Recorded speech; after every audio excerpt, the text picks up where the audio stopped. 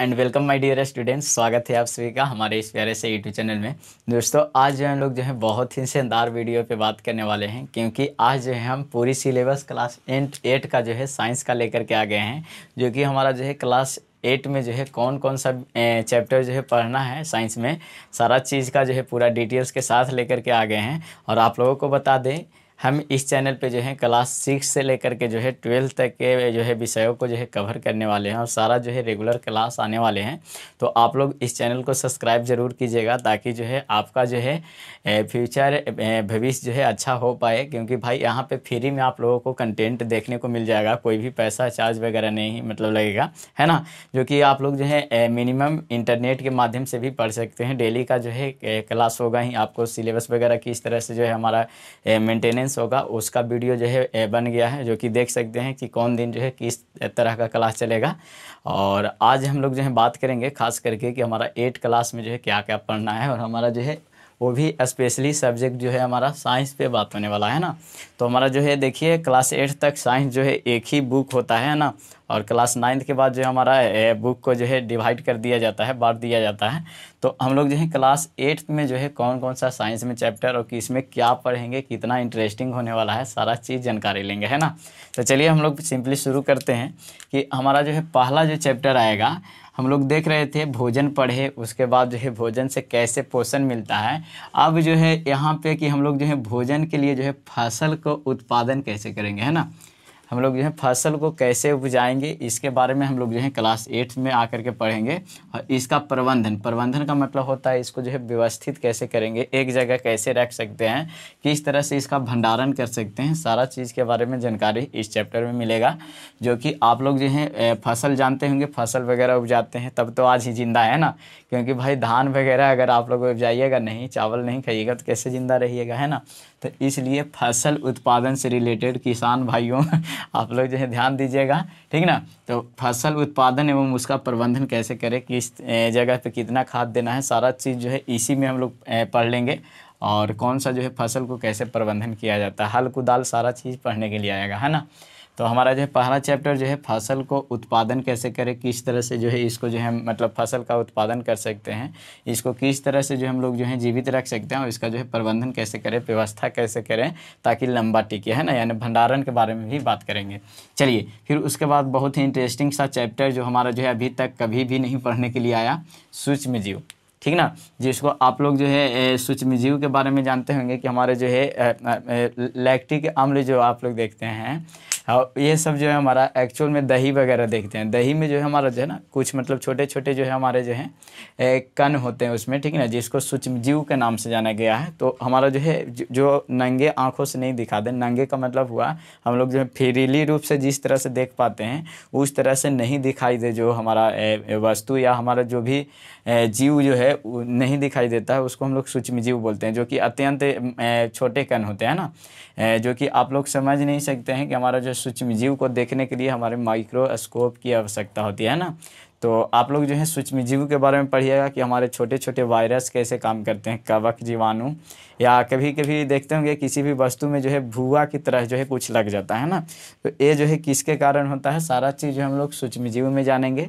और हम लोग के जो है बहुत सारा जो है ऐसा भी जीव है जो आँख से दिखाई नहीं दे पाता है, तो उसको किस तरह से देखते हैं और इसको कितने वर्ग में बांटा गया है, सारा चीज़ इसमें जानकारी लेंगे सूक्ष्म जीव में, है ना। चलिए फिर इसके बाद जो है हमारा भाई संश्लेषित तंतु, तंतु का मतलब हम बताए थे, वहाँ पे भी बताए थे कि धागा, इसका मतलब समझिएगा, ठीक ना। धागा आप लोग देखते हैं, धागा से ही हमारा जो है स्वेटर वगैरह बनता है। तो ये जो है हमारा सिंथेटिक मतलब धागा जो है किस तरह से बनता है, और प्लास्टिक के बारे में पढ़ेंगे। तो हमारा जो संश्लेषित का मतलब समझिएगा, मानव जो है किस तरह से जो हमारा धागा का निर्माण करना शुरू किया, जो कि आप लोग देख रहे होंगे रेशमी वस्त्र या हमारा जो है नायलॉन होता है जो कि बनाया जाता है, तो संश्लेषित तंतु से बनाया जाता है ना। तो संश्लेषित तंतु और प्लास्टिक का जो है निर्माण कैसे हुआ, प्लास्टिक यहाँ पे लिखा हुआ है, ये जो है हमारा प्लास्टिक भी कई लोग पढ़ते हैं, क्योंकि आप लोग जानते होंगे प्लास्टिक जो है इंग्लिश में जो है हमारा ना ऐसे लिखाता है ना, प्लास्टिक ऐसे लिखाता है। तो कई लोग जो है प्ला पढ़ लेते हैं और कई लोग जो है प्लय पढ़ते हैं ना। तो प्लास्टिक भी बोल सकते हैं, प्लास्टिक भी, दोनों आपकी मर्जी, आप क्या बोलना चाहते हैं। सब तो हम लोग भाई तो प्लास्टिक ही बोलेंगे, है ना। हालांकि आपका किताब प्लास्टिक लिखा है। चलिए आगे चलते हैं, धातु और अधातु, है ना। तो मेटल एंड नॉन मेटल के बारे में आप लोग जानिएगा कि हमारा धातु के अंतर्गत कौन कौन से सोना चांदी ये सब जो है हमारा। और अधातु क्या होता है, देखिए भाई इसका गुण भी जानेंगे कि हम लोग धातु अधातु को कैसे पहचानें, ठीक ना, किस में चमक होना चाहिए, किस में चमक नहीं होगा, किसको है झट से बजाएंगे कि फूट जाएगा तुरंत, है ना। तो सारा चीज़ जो है धातु अधातु में हम लोग पढ़ेंगे कि हमारा धातु अधातु कैसे काम करता है ना। तो चलिए अगला चैप्टर भी इंटरेस्टिंग है, धातु और अधातु। फिर उसके बाद जो है कोयला के बारे में हम लोग जानेंगे और उस पेट्रोलियम जो है हमारा कैसे निकलता है ना। तो आप लोग को पता होगा पेट्रोल वगैरह जो हम लोग करते हैं वो हमारा पेट्रोलियम से ही निकलता है ना। या आप लोग किरोसिन तेल देखते हैं, जितना भी हमारा जो है पेट्रोलियम पदार्थ जो होता है एक्चुअल में कहाँ से प्राप्त होता है, इसको कैसे प्राप्त कर सकते हैं। या आप लोग वैसलीन वगैरह लगाते हैं जो कि हमारा जो है एक्चुअल में जो है पेट्रोलियम का ही माध्यम से बनता है ना। क्रीम वगैरह जितना भी देखते हैं लगाने वाला पोतने वाला है ना लड़कियों के लिए तो पोतने वाला ही होगा। चलिए तो कोयला के बारे में जानेंगे कि हमारा जो है कोयला का निर्माण कैसे होता है, किस तरह से जो हमारा कोयला बनता है, ठीक ना। और इसके अलावा जो है पेट्रोलियम पदार्थ मतलब कैसे बनते हैं ना। पेट्रोलियम पदार्थ पेट्रोल वगैरह जितना भी देखते हैं, किरोसिन तेल और भी तेल होता है, तो ये सब कैसे बनते हैं। और क्रीम वगैरह जो आप लोग चेहरा में लगाते हैं गोर होने के लिए, तो इसी से बनता है ना। तो इसके बारे में पढ़ेंगे। फिर उसके बाद दहन एवं ज्वाला के बारे में पढ़ेंगे। ज्वाला का मतलब हम बता दें, एक मोमबत्ती लीजिएगा तो मोमबत्ती में आप लोग देखते होंगे कि हमारा जो है इस तरह से जो हमारा जो होता है इसका प्रकाश निकलता है, ठीक ना। तो इसको भी मतलब बांटा गया है इसमें, ठीक ना, इसमें भी हमारा जो है बांटा गया है। तो एक्चुअल में जो है इसके बारे में पढ़ेंगे। और दहन का मतलब आप लोग समझ लीजिएगा लंका दहन, ठीक ना। लंका दहन, दहन का मतलब यहाँ पे आग समझना है जिससे उष्मा निकलेगा। ज्वाला का मतलब जो है आप लोग के जिससे प्रकाश निकलना चाहिए, है ना। कई चीज़ ऐसा भी होता है जैसे कोयला को जलाइएगा ना तो उससे सिर्फ उष्मा निकलेगा। तो दहन और ज्वाला में अंतर सारा चीज़ जो है इस चैप्टर में पढ़ेंगे कि दहन और ज्वाला क्या होता है। तो आप लोग इंतजार कीजिए 6 नंबर चैप्टर कब चलता है। और 6 नंबर चैप्टर जब होगा तो आप लोग जो है क्लास में जुड़ जाइएगा कि हमारा जो है दहन और ज्वाला के बारे में समझा दीजिए जाए, है ना। चलिए फिर उसके बाद जो है पौधा तथा जंतुओं का जो है संरक्षण किस तरह से। संरक्षण का मतलब होता है ना उसको सुरक्षित कैसे रखा जाए, है ना, बचा कैसे सकते हैं। तो सुंदरलाल बहुगुणा जानते होंगे कि हमारा चिपको आंदोलन चलाए थे ये सब। तो हमारा जो है पौधों को कैसे बचाया जाए और जंतुओं को कैसे बचाया जाए। बहुत सारा ऐसा भी जंतु है जो हम लोग ध्यान नहीं दे पा रहे हैं जिसके कारण हमारा जो है विलुप्त होते जा रहा है, जो कि हमारा एक बुक ही लिख दिया गया है, रेड डाटा बुक, है ना। रेड डाटा बुक जो है हमारा, उसमें जो है हमारा जितना भी हमारा जो है जीव जंतु जो है विलुप्त हुए हैं उसके बारे में उसमें लिखा गया है ना। तो हमारा जो है बहुत सारा जो है चीज़ है उसका जो है संरक्षण करना ज़रूरी होता है, बचाना ज़रूरी होता है। आजकल चिड़ियाँ वगैरह भी उतना देखने को नहीं मिल रही है क्योंकि हम लोग जो है उसके अनुकूल जो है वातावरण नहीं दे पा रहे हैं, संरक्षण नहीं कर पा रहे हैं ना। तो हमारा जो है पौधे और जंतुओं का जो है किस तरह से बचाव कर सकते हैं इसके बारे में हम लोग बात करेंगे। फिर उसके बाद जो है भाई अभी तक कोशिका के बारे में आप लोग को पढ़ने के लिए नहीं आया था, तो कोशिका पढ़ेंगे, उत्तक पढ़ेंगे, ये सब जो है आप लोग 9th में पढ़िएगा। हालांकि जो है क्लास 8 में हम लोग जो है सिर्फ सेल पढ़ेंगे कि हमारा जो शरीर जो इतना बड़ा ढांचा देख रहे हैं ये जो है हमारा कोशिका से ही बनाया हुआ है ना। यानी कि शरीर के सबसे एकदम छोटी से छोटी इकाई जो है हमारा कोशिका है, इसी से बन करके जो है उत्तक बनता है, फिर अंग बनता है, बहुत सारा चीज़ जो है। तो यानी कि भाई कोशिका के बारे में जानेंगे, इसका संरचना किस तरह से होता है और कोशिका हमारे लिए कार्य क्या करता है, वर्क क्या करता है, काम क्या करता है ना। कार्य जहाँ भी देखिएगा समझिएगा कि उसका काम क्या है ना।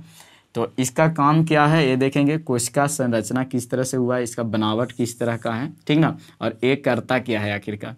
चलिए तो कोशिका के बारे में जान जाइएगा। फिर उसके बाद जंतु में जो है जनन कैसे होता है।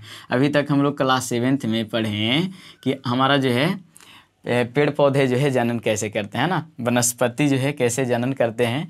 लेकिन यहाँ पे हम लोग जो है जंतुओं में कि आखिरकार हम लोग जनन कैसे करते हैं। जनन का मतलब बता दे, किसी भी अन्य आपने जैसे मतलब वस्तुओं को जो है जन्म देना है ना, यानी कि जीव को जन्म देना है ना।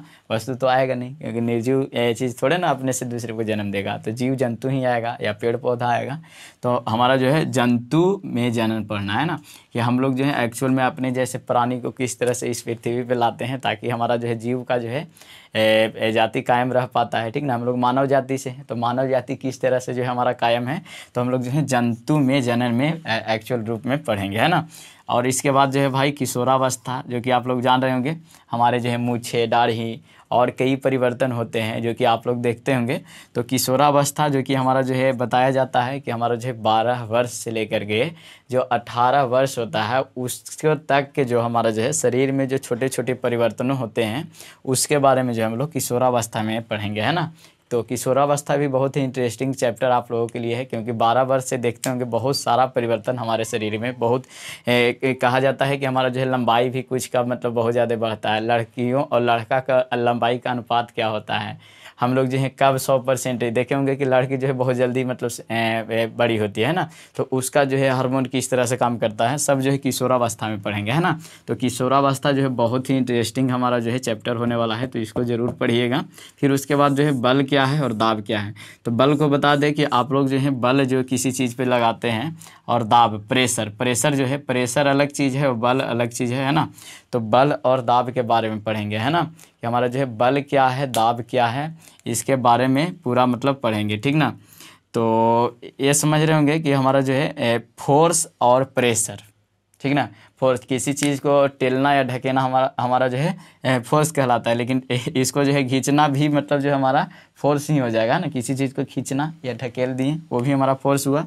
लेकिन दाब में सिर्फ जो है ढकेला जाता है ना किसी भी चीज़ पे। जैसे देखिए आप लोग जो छोटा सा प्रयोग बताएं हैं, एक बोतल लीजिएगा, कौन वाला कोको कोला, है ना। कोको कोला का बोतल लीजिएगा, आप क्या कीजिएगा ना कि 3 अलग अलग जगह पे जो है लाइने से छेद कीजिएगा और पानी का जो है मात्रा ऊपर से बढ़ा दीजिए, है ना। और उसको देखिएगा कि जो सबसे ऊपर है उस पर कम प्रेशर के कारण जो है छोटा मतलब दूरी तय कर पाता है, और जो सबसे नीचे होता है उसका जो है ज़्यादा होता है ना। एक बोतल में पानी भरिएगा और 3 अलग अलग जगह पे छेद कीजिएगा, तो एक्चुअल में वो प्रेशर का ही काम है। जिस पे ज़्यादा प्रेशर पड़ता है वो जो है उसका गति ज़्यादा हो जाता है ना। तो हमारा जो है यहाँ पे पढ़ेंगे कि बल और दाब कैसे काम करता है। फिर उसके बाद घर्षण के बारे में पढ़ेंगे। घर्षण बहुत इंपॉर्टेंट है, बिना घर्षण के हम लोग बोल भी नहीं सकते, है ना। आप लोग इमेजिन नहीं कर सकते हैं कि हम लोग जो है घर्षण के कारण बोल पा रहे हैं, है ना। तो हम लोग जो है घर्षण के बारे में पढ़ेंगे, इसको इंग्लिश में फ्रिक्शन के नाम से जानते हैं। ये चैप्टर जो है हमारा 11th-12th तक भी काम आने वाला है। तो घर्षण के बारे में जो है नहीं छोड़िएगा। बहुत सारा तरह का घर्षण होता है, जो कि आप लोग साइकिल वगैरह चलाते हैं तो उसमें घर्षण के कारण ही ब्रेक लगता है, नहीं तो घर्षण नहीं होता तो पता चलता है कि ब्रेक ले रहे हैं और गंगा नदी में चल गए, है ना। तो ये जो है हमारा घर्षण बहुत ज़रूरी होता है, इसी के कारण हम लोग चल भी पा रहे हैं। नहीं घर्षण होता तो चल नहीं पाते, पिछल जाता है। नहीं तो आप बताइए जहाँ पे तेल लगा हुआ होता है या हमारा जो है कहीं पे केला गिरा दिया जाता है, वहाँ पे पैर रखिएगा ना तो हमारा पैर छितरा जाता है ना। तो एक्चुअल में जो है घर्षण को कम कर दिया जाता है वहाँ, इसलिए ऐसा होता है। तो घर्षण भी बहुत इंपॉर्टेंट चैप्टर है, इसको भी आप लोग जो है पढ़िएगा।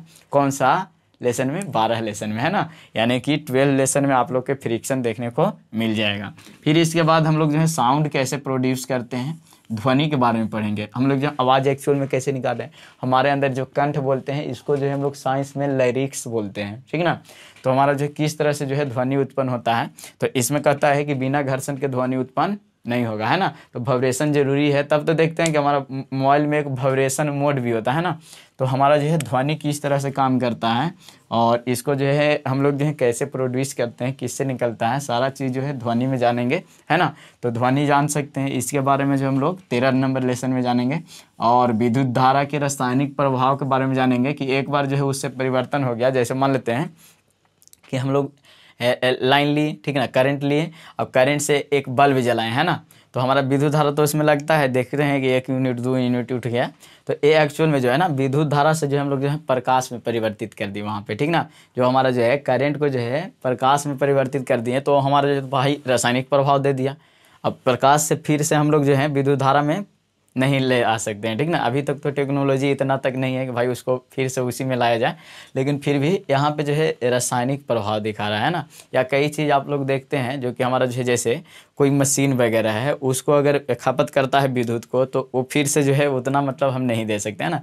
तो ये जो है हमारा रासायनिक प्रभाव पढ़ेंगे कि हमारा जो है करंट जो है किस तरह से बदल जाता है तो फिर दोबारा वापस नहीं आता है, इसके बारे में, ठीक ना। फिर उसके बाद कुछ मतलब प्रकृति में घटना घटते हैं उसके बारे में पढ़ेंगे।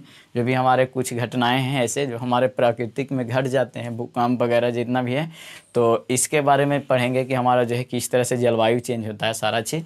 तो हमारा जो है कुछ प्राकृतिक परिघटनाएं के बारे में पढ़ेंगे। फिर उसके बाद बहुत ही इंटरेस्टिंग चैप्टर जो कि आप लोग के 7th में भी बताएं, 6 में भी बताएं और 10th में भी बताएं और 12th में भी बताएं, ये हमारा लाइट आएगा, है ना।